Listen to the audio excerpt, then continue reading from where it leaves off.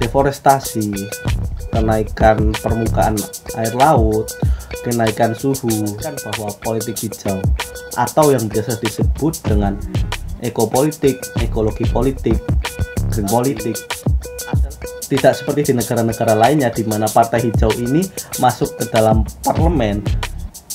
Bisa dibilang partai hijau Indonesia ini masih minim.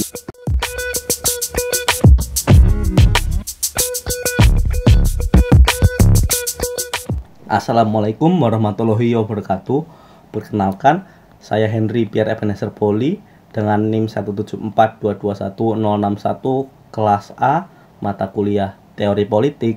Pada kesempatan kali ini saya akan menjelaskan salah satu teori politik, yaitu green politik. Masalah lingkungan pada saat ini menjadi salah satu hal yang mendapat concern bagi seluruh manusia. Karena masalah lingkungan ini sangat berpengaruh pada keberlanjutan hidup manusia dan ekosistemnya. Masalah-masalah seperti deforestasi, kenaikan permukaan air laut, kenaikan suhu, pergantian cuaca dan iklim yang tidak menentu, ini sangat berdampak bagi keberlanjutan hidup manusia.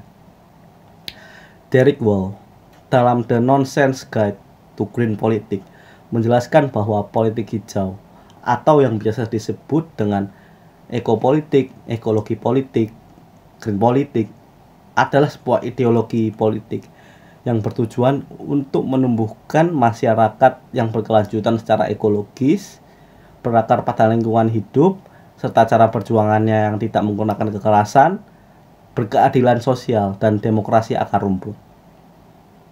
Green politik ini menjadi sebuah ideologi yang interdisipliner karena selain menjelaskan tentang isu-isu sosial dan politik, green politik ini juga menggunakan sudut pandang dari disiplin ilmu yang lain, misalkan seperti ekologi dan juga ekonomi politik.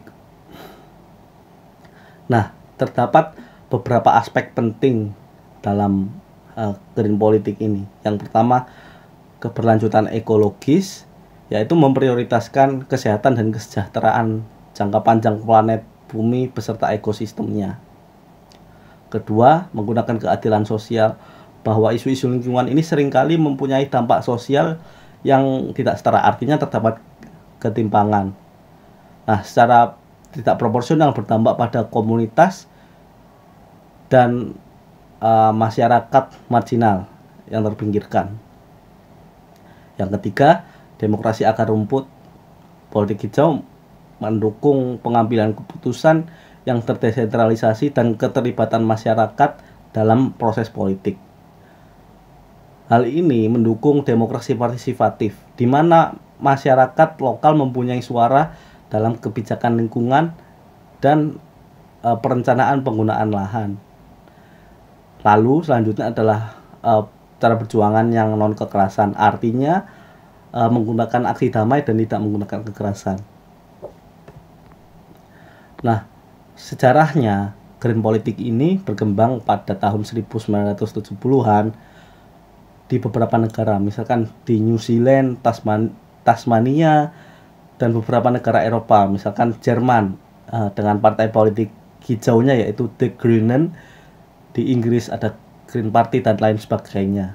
Di Indonesia juga ada Partai Hijau Indonesia, akan tetapi tidak seperti di negara-negara lainnya di mana partai hijau ini masuk ke dalam parlemen.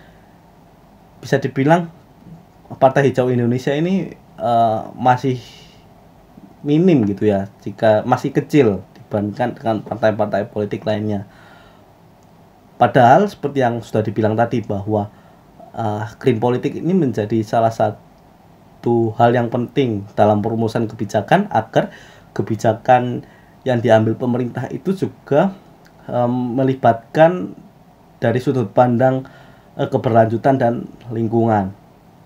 Nah, di Indonesia sendiri, misalnya contoh kasus adalah proyek strategis nasional, di mana di Surabaya akan dibangun Surabaya Waterfront Land.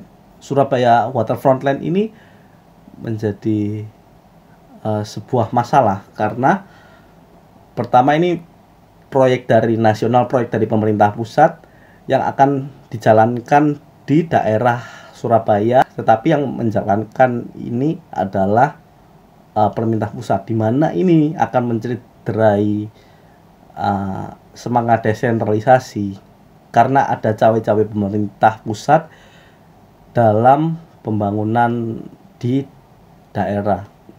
Selain itu, kontroversi Surabaya Waterfront Land ini adalah akan tentunya merusak lingkungan karena wilayah-wilayahnya ini akan dirusak gitu ya, dan akan dibangun, dan wilayah-wilayah ini merupakan wilayah yang ditanami pohon mangrove dan juga pohon bakau, dan juga akan tentunya merusak keanekaragaman hayati di laut-laut Surabaya. Nah, untuk itu pentingnya sudut pandang green politik dalam perumusan kebijakan. Untuk itu, sudut pandang green politik yang hadir dalam Partai Hijau Indonesia ini harus mendapat dukungan dari seluruh masyarakat agar kebijakan-kebijakan yang diambil oleh pemerintah ini juga berlandaskan dari sudut pandang lingkungan dan keberlanjutannya. Sekian dari saya. Wassalamualaikum warahmatullahi wabarakatuh.